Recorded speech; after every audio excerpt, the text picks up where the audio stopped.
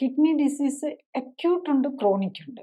Acute എന്ന് പറഞ്ഞു കഴിഞ്ഞാൽ വിതിൻ ഒരു 12 വീക്സ് അല്ലെ ഒരു 3 മന്ത്സിനുള്ളിൽ കിഡ്നി ഫെയിലിയറിലേക്ക് സിംറ്റമാറ്റിക് കിഡ്നിയുടെ സിംറ്റം ആയിട്ട് വരണമെങ്കിൽ GFR ലെസ് ദാൻ 15 ആയി ഒരു 4ഓ 5ഓ ക്രിയാറ്റിനൊക്കെ വരുന്നപ്പോഴേക്കും അത് 3 മാസത്തിനുള്ളിൽ എത്തുകയാണെങ്കിൽ നമ്മൾ അതിനെ അക്യൂട്ട് റിനൽ ഫെയിലിയർ എന്ന് പറയും.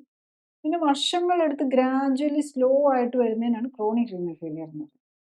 ക്രോണിക് റിനൽ ഫെയിലിയറിൽ നമ്മൾ ഏറ്റവും കോമൺ ആയിട്ട് കാണുന്നത് ഡയബറ്റീസ് തന്നെയാണ്. ഡയബറ്റീസ് കൂടി ഇങ്ങനെ കുറേ കാലങ്ങൾ കൊണ്ട് കിഡ്നി കുറഞ്ഞു പോകുന്നതാണ് ഒന്ന്. അതുപോലെ ഹൈപ്പർ ടെൻഷൻ.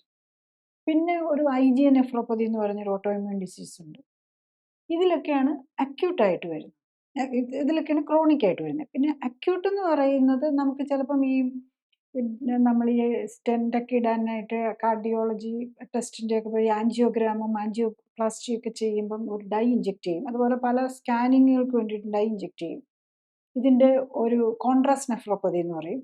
പിന്നെ ഈവൻ ലോങ് ടൈം നമ്മൾ അനാൾജസിക് ലോങ് ടൈം ഒന്നും വേണമെന്നില്ല, ചിലർക്ക് വളരെ സെൻസിറ്റീവ് ആയിട്ടുള്ളവർക്ക് അനാൾജസിക് നെഫ്രോപ്പതി എന്ന് പറയും. നമ്മൾ ഈ ആസ്പിരിന് അങ്ങനത്തെ ഇങ്ങനെ പെയിൻ കില്ലേഴ്സ് ഒക്കെ ഉണ്ടല്ലോ, അത് കഴിക്കുന്നതിൻ്റെ ഭാഗമായിട്ട് വരാം. പിന്നെ ചില കീമോതെറാപ്പി ഏജൻറ്റ്, ചില ആൻറ്റിബയോട്ടിക്, ഇതൊക്കെ ഒരു ഡ്രഗ് ഇൻഡ്യൂസ്ഡ് റീനൽ ഫെയിലിയർ അക്യൂട്ടായിട്ട് വരാം.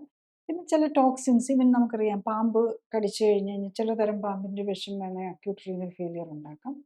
അങ്ങനെ പല കാര്യങ്ങൾ കൊണ്ട് അക്യൂട്ട് വരാം. പിന്നെ ചിലപ്പോൾ ഈ ഫുഡ് ഇൻഫെക്ഷൻ വന്നാൽ മതി, അതിനകത്തൊരു പ്രത്യേക ബാക്ടീരിയയുടെ ടോക്സിൻ വന്നു കഴിഞ്ഞ് കഴിഞ്ഞാൽ ഇത് റീനൽ ഫെയിലിയറിലേക്ക് പോകാം. അങ്ങനെ ഇപ്പം ക്രോണിക് റീനൽ ഫെയിലിയർ ഉണ്ടാകുന്നത് diabetic and kidney patients, fatty liver ഇതൊക്കെ ഉള്ളവർക്കാണ് ഈ ക്രോണിക് റീനൽ ഫെയിലിയർ ഉണ്ടാകുന്നത്. അപ്പം അങ്ങനെയുള്ളവർക്ക് ആണ് ഈ അക്യൂട്ട് റീനൽ ഫെയിലിയറും ഉണ്ടാകാൻ ചാൻസ് കൂടുതൽ. കാരണം അവരുടെ കിഡ്നി ഓൾറെഡി കോംപ്രമൈസ്ഡ് ആയിരിക്കും. അപ്പം ചിലപ്പോൾ ഒരു ഫുഡ് ഇൻഫെക്ഷൻ, പലപ്പോഴും പല ഡയബറ്റിക് പേഷ്യൻസും കിഡ്നി ഫെയിലിയറിലേക്ക് എത്തുന്നത് ചിലപ്പോൾ ഒരു ഫുഡ് ഇൻഫെക്ഷൻ വന്നു കഴിയുമ്പോഴായിരിക്കും. അല്ലെങ്കിൽ ചിലപ്പോൾ ഒരു ആൻജിയോപ്ലാസ്റ്റിക്ക് വേണ്ടിയിട്ടോ അല്ലെങ്കിൽ ആൻജിയോഗ്രാം ചെയ്ത് കഴിയുമ്പോഴേക്കുമായിരിക്കും. കൂടുതൽ അറിയാൻ ലിങ്ക് ക്ലിക്ക് ചെയ്യുക.